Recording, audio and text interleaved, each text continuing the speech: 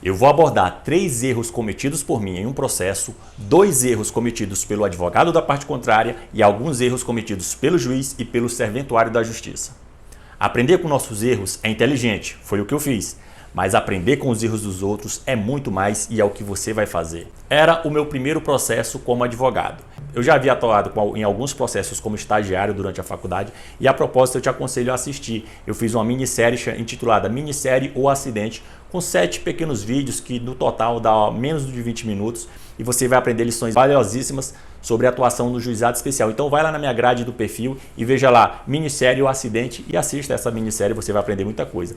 E aqui eu vou abordar o primeiro processo no qual eu atuei já como advogado, já com minha carteirinha da OAB em mãos. Nesse processo, pessoal, eu aprendi lições valiosíssimas, foi um processo cheio de erros e que me ensinou muitas lições que eu quero que você também aprenda. Eu quero que o seu cliente não seja prejudicado como foi o meu cliente e que você também não seja prejudicado. Então assista a esta série e você com certeza vai aprender muitas lições para que você saiba lidar com esses erros cometidos pelo juiz, serventuário da justiça e que você também não cometa os erros que eu cometi, nem os erros que o advogado da parte contrária cometeu. Então vamos lá? Bem, era um processo trabalhista. Eu defendendo o reclamante. E eu, pessoal, ia provar alguns fatos por meio de testemunhas e de alguns áudios de WhatsApp. E olha o que eu fiz. Eu juntei em um pendrive 4 áudios que comprovavam 2 fatos. No total, dava algo em torno de 3 minutos, um pouco menos até de 3 minutos. Eram áudios bem curtos. Eu juntei um pendrive e deixei lá na secretaria da vara. Os 3 primeiros áudios provavam um fato, que era um dano moral, né? Eram áudios de xingamentos que a empregadora havia proferido contra o trabalhador. E o 4º áudio provava o fato 2. A empresa, em sua contestação, falou sobre os 3 primeiros áudios. Ela disse que realmente havia proferido aqueles xingamentos, mas foi numa situação ali de agressões mútuas e tal, que ela estava apenas revidando o que o trabalhador havia falado. E quando vem a sentença, pessoal, o juiz diz o seguinte: realmente houve as agressões, a própria empregadora reconhece que proferiu aqueles insultos e tal, então julga o procedente o pedido de dano moral. Beleza.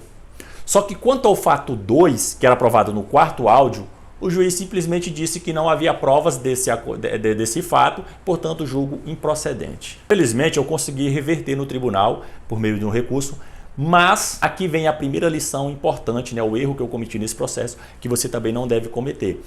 A forma como eu juntei, pessoal, os áudios no processo não foi muito feliz. Vejam, pessoal, imagine aqui, a pessoa vai fazer ali a sentença, e aí ela vai pegar ali os autos do processo, o vídeo ali da audiência, para ver o que aconteceu, para minutar ali, muito provavelmente o assessor do juiz ia minutar ali a sentença para o juiz assinar. E ele ia ver que tinha um pendrive lá na secretaria. Então ele ia ter que parar ali para ir lá na secretaria, pegar o pendrive, colocar ali, ouvir os áudios. Muito provavelmente ele não ia fazer isso. A bem da verdade é essa. É muito provável que ele não tenha ouvido. Até porque ele não falou nada sobre o áudio que provava o fato 2 e simplesmente disse que não havia provas. Então, ao que tudo indica, ele não chegou a ouvir os áudios. Então eu deveria ter feito, pessoal, de uma forma mais facilitada. Por exemplo, alguém me deu uma ideia para juntar áudios, você coloca no Google Drive e coloca um link lá na outra peça que o juiz vai lá, acessa pelo próprio link. Muito mais prático, até por questão de trabalho, eu tive o trabalho de comprar um pendrive, levar lá no fórum, e o julgador ia ter o trabalho de ter que ir lá, pegar esse pendrive para ouvir os áudios.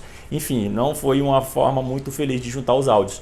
Outro erro foi que eu não transcrevi os áudios, eu apenas juntei lá, disse assim mais ou menos como é que tinha sido e tal, e disse que estava nos áudios.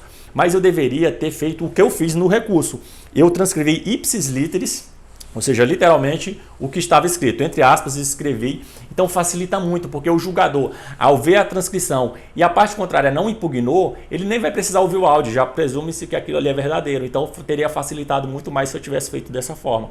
Até a forma como os áudios ficaram não foi muito feliz, porque o áudio 4 provava o fato 2. Então, ainda que o julgador fosse ouvir os áudios, ele ia ouvir o primeiro áudio sobre o fato 1, o segundo sobre o fato 1, o terceiro sobre o fato 1. Poderia ser que ele nem chegasse no áudio 4, achando que era a mesma coisa. Então, se eu fosse juntar no pendrive, que não é recomendável, mas pelo menos que eu colocasse o áudio 4 como sendo o primeiro, né? Tivesse renomeado lá para ele ser o primeiro, porque aí o áudio 1 já trataria de um fato, o áudio 2 já trataria de outro fato. Aqui, em resumo, fica o primeiro erro, foi a forma de juntar o áudio.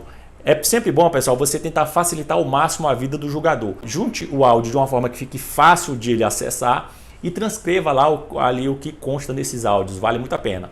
Assim como eu fiz no recurso e felizmente deu certo esse ponto, eu acabei revertendo no tribunal. Mas os outros erros acabaram gerando prejuízos ao meu cliente, mas isso fica nos próximos capítulos.